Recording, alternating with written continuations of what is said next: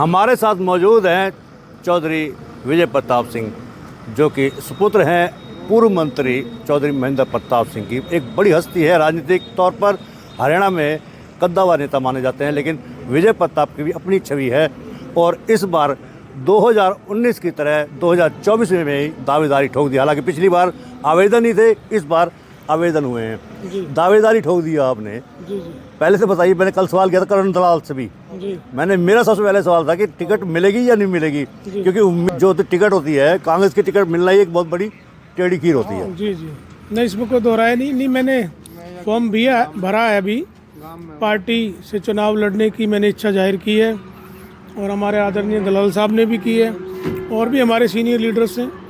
और जिसको भी टिकट मिलेगा हम सभी लोग मिलकर, चाहे दलाल साहब को मिले, चाहे किसी और को मिले, चाहे मुझे मिले, पार्टी जिस पे भरोसा करेगी या जिसको उचित समझेगी, हम सभी लोग मिलकर पार्टी की आइडियोलॉजी के साथ चुनाव लड़ेंगे। हमने सवाल किया था कि विजय प्रताप जी ने दावेदारी ठोक दी है, करण सिंह दलाल ने ठोक दी है, जेपी नागा जी ने ठोक दी है, 11 लोग हैं। भारतीय जनता पार्टी के नेता सवाल किया था, उन्होंने कहा कि किसी भी नेता को ले आए, और भी इनका कोई अरमान हो, किसी नेता को, बड़े नेता को बुला लें, चौधरी कृष्णपाल गुर्जर 10 लाख वोटों से जीतेंगे। क्या मान के चलते कि इस बार चुनाव कैसा रहेगा? क्योंकि कांग्रेस, भारतीय जनता पार्टी 10 लाख पार मार्जिन बता रहा हूँ आपको। मैंने भी पहले एक बार भी इंटरव्यू दिया था, तब भी कहा था कि भारतीय जनता पार्टी का उम्मीदवार इस बार फरीदाबाद लोकसभा क्षेत्र से 10 लाख वोट से जीत के जाएगा। आपने कोई कसम दिखाई थी? मैं कह रहा हूँ, आज भी कह रहा हूँ कि 10 लाख वोट से कम कृष्णपाल गुर्जर जीत जाए तो मैं राजनीति छोड़ दूंगा। और बताओ, जिसको लड़ना हो लड़ ले, जिसको लड़ाना हो लड़ा ले, जिसको लाना हो ला ले। पूर्व मंत्री करण सिंह दलाल भी काफी तैयार। मैंने एक बात कह दी कि वो खुद ना लड़ना चाहते हो, उनको लगता हो कि वो कमजोर है और कोई बड़ा नेता ला करके लड़ाना चाहते हो, उसको भी कोई दिक्कत नहीं। देखिए, ऐसा है, राजनीति में अरमान की बात नहीं है, सेवा ही हमारा ध्येय है। और हम ये चुनाव इसलिए ही लड़ने का आवेदन किया है, मैंने भी, और मैं समझता हूँ हमारे बाकी जो हमारी पार्टी के सब ने, कि फरीदाबाद का जो बेहाल पिछले 10 वर्ष के शासन में किया है, इन 10 वर्षों में खट्टर साहब सीएम रहे, मोदी पीएम रहे, कृष्णपाल जी यहाँ एमपी और मंत्री रहे, क्या मिला है फरीदाबाद? भ्रष्टाचार मिला, हजारों करोड़ के घोटाले तो नगर निगम में हो गए। मझावली का पुल इन्होंने 10 साल में अब तक तैयार नहीं किया। रसूलपुर पुल 7 साल में अब तक तैयार नहीं किया। टाइम एसेंस होता है किसी भी डेवलपमेंट का। 5 साल में तो नए राजधानी बस जाती है, इन पे एक पुल नहीं बन रहे। पलवल का जो पुल बनाया है, ये 2 लेन कर दिया है, गली सी बना दी ऊपर, इतना डेंजरस पुल है वो। 3 लेन पास था, बजट काट के 2 लेन कर दिया है। नीचे अभी भी जाम की स्थिति है, बीच में अभी भी काम चल रहा है। इन्होंने कहा था 18 महीने में मैं इसको 6 लेन कर दूंगा, 12 महीने में सारे पुल बन जाएंगे। आज 10वें साल के बाद भी ये हालात है। रोजगार यहाँ नहीं मिला, किसान यहाँ परेशान है, मदर यूनिट कोई यहाँ नहीं आई, महंगाई चरम पर है। तो क्या किया इन्होंने जिसके बेस पे ये 10 लाख की बात करते हैं? इन्होंने तो पीछे ये भी घोषणा की थी जब मैं एमएलए लड़ रहा था कि इसको 75,000 से हराऊंगा। बहुत मुश्किल से 2,500 से पता नहीं कैसे जीते हैं मुझे, और उसमें भी शंकाएं लोगों को हैं। पर चलो, अगर ये जीते भी तो 2,500 जो 75,000 का दावा करते थे। और अब तो पुल के नीचे से बहुत पानी निकल चुका है। लोग, प्रदेश की जनता इनकी हकीकत जान चुकी है।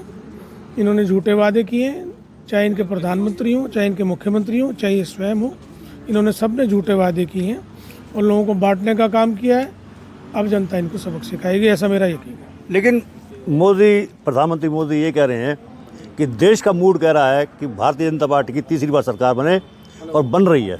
अगर देश का मूड ये कह रहा है तो नीतीश कुमार को क्यों तोड़ा उन्होंने? आरएलडी के जयंत चौधरी पे डोरे क्यों डाल रहे हैं? चंद्रबाबू नायडू, जिनको अभी इन्होंने जेल में डाला था, इन्होंने तो कहा था भ्रष्टाचारी है, इस पे आरोप हैं, जेल में रहे। अब चंद्रबाबू नायडू से मीटिंग कर रहे हैं। सोरेन को जेल में डालने की कोशिश की, सरकार को तोड़ने को। अब ये चुनाव के दौरान इनको याद आ रही है सारी चीज़ें। तो ऐसा है, अगर ये जीत रहे होते तो इतने घबराए नहीं होते। आज ये घबराहट में ईडी, सीबीआई, इनकम टैक्स इस तरह के छापे डलवा के विपक्ष को तोड़ने की कोशिश कर रहे हैं। लेकिन हकीकत ये है कि मोदी जी इस दफ़ा नहीं आ रहे। देश के 2 पूर्व प्रधानमंत्री मरणोपरांत उनको भारत रत्न दिया गया है, चौधरी चरण सिंह और नरसिम्हा राव जी। और किसान क्रांति के, हरित क्रांति के जनक रहे हैं स्वामीनाथन जी, उनको भी भारत रत्न दिया गया है। इसको आप किस नज़र से देख रहे हैं? देखिए, ऐसा है, पहली बात तो यह है कि चौधरी चरण सिंह जी को, वो किसानों के नेता मसीहा रहे, बहुत बड़ा नाम आज भी उनका है। उनको भारत रत्न मिला है। नरसिम्हा राव जी जिन्होंने 91 में प्राइम मिनिस्टर बनने के बाद डॉक्टर मनमोहन सिंह जी के फाइनेंस मिनिस्टर बनाने के बाद इस तरह का आर्थिक उदारीकरण किया कि हिंदुस्तान जो दुनिया से बहुत पीछे था आज हम उसके समकक्ष आ गए। ये उन्हीं की नीतियाँ हैं, मनमोहन सिंह जी की और नरसिम्हा राव जी की, तो ये भी बड़ी खुशी की बात है।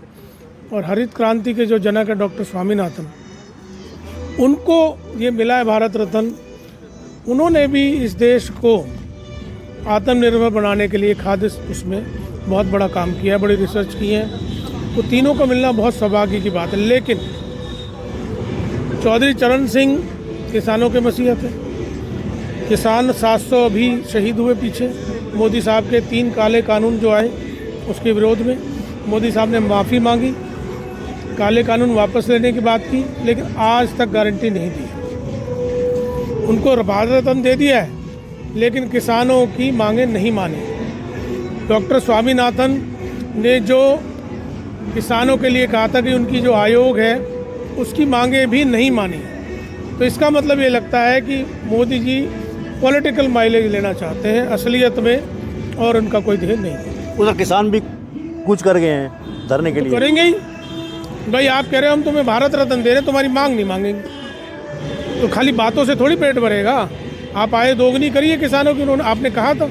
और डॉक्टर स्वामीनाथन जिनको भारत रत्न दिया है उन्हीं की तो सिफारिश है। 10 साल बीत जाने के बाद भी मोदी जी ने अपने ज़्यादातर वायदे पूरे नहीं किए। 11 तारीख को होडल में फंक्शन है आपका, कांग्रेस का कार्यकर्ता सम्मेलन है। उदयमान जी हमारे जो क्या कहेंगे कि कांग्रेस के कार्यक्रमों में भीड़ क्यों नहीं जुट रही है? क्यों नहीं, भारी भीड़ है। अभी आपने देखा पीछे हमारे फरीदाबाद में हुआ, बहुत भीड़ है। हरियाणा में कहीं भी हुड्डा साहब, उदयमान जी, दीपेंद्र जी, हमारे कांग्रेस के नेता जा रहे हैं। 20-20 हज़ार आदमी इकट्ठा हो रहा है, बहुत भीड़ है। राहुल गांधी जी भारत जोड़ो यात्रा में निकले, उस दिन सड़क पर 1.5 लाख आदमी था। तो भीड़ की कोई कमी नहीं है। ये अलग बात है कि जो टेलीविज़न है वो दिखाता कम है। आखिरी सवाल है, वो आपसे जुड़ा हुआ है। भारतीय जनता पार्टी के एक बहुत बड़े कद्दावर नेता हैं, उन्होंने एक बहुत बड़ा रहस्योद्घाटन किया, हमें भी बिलीव नहीं हुआ था, हालांकि राजनीति पे सब कुछ संभव है। उनका ये कहना था कि चौधरी महेंद्र प्रताप सिंह भारतीय जनता पार्टी में आ रहे हैं। कहीं ऐसा तो नहीं है कि आपकी दावेदारी के बाद ये समीकरण बनाए जा रहे हो? नहीं, इसमें कोई सच्चाई नहीं है। और हमारे पिताजी तो हमेशा से कांग्रेस की विचारधारा में रहे हैं, और मैं भी जब से कांग्रेस में हूँ तो उसके बाद मैंने कभी पार्टी नहीं छोड़ी है। हम कांग्रेस विचारधारा के ही साथ हैं।